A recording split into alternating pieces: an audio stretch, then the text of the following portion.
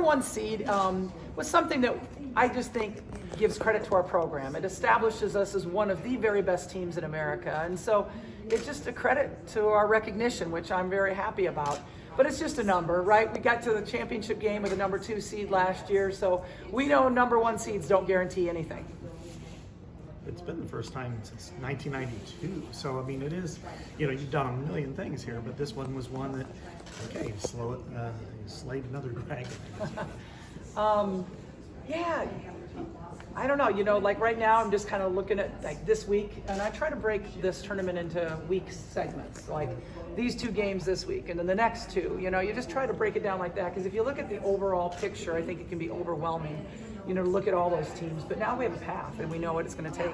I know you're not going to be looking too much farther ahead in the first round game, but do you feel like you like having to play the team from the playing game? Does that matter, good, bad, one way or the other? Well, the only thing is that we don't have as much time to prepare for them, where it's like we don't know which one of those that we're going to be playing.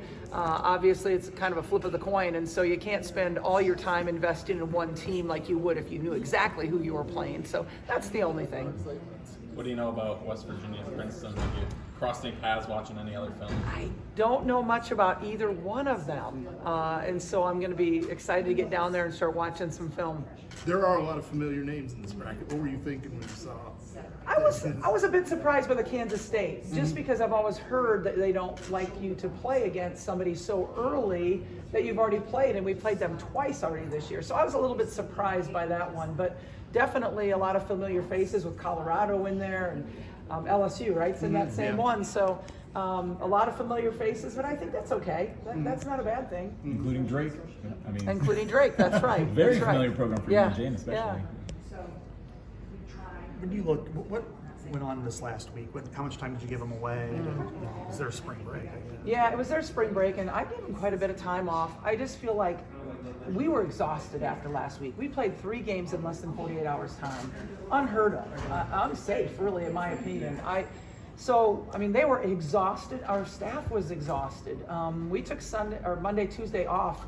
We practiced really well Wednesday, Thursday, and I gave them Friday and Saturday off again. I wanted them to have a reset, because today we practiced, and now it's go, and there's going to be no time for breaks. And I think this time of year, having your legs under you is really, really important, and not having injuries happen in practice that could be avoided. Speaking of those injuries too, can we get an update on Molly, how she's doing? I saw she was not on crutches tonight, at least. Yeah, she's not on crutches, but she's still limping. Not a good sign.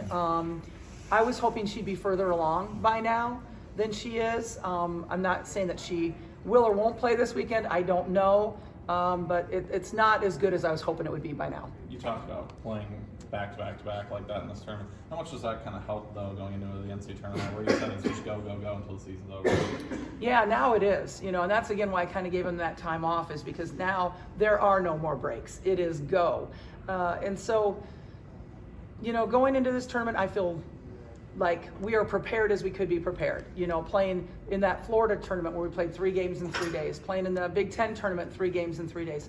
That requires so much of them mentally to be able to do that, to flush the last scout, to have the new one come in, and now we'll have an extra day of prep in between, so they'll be ready for it.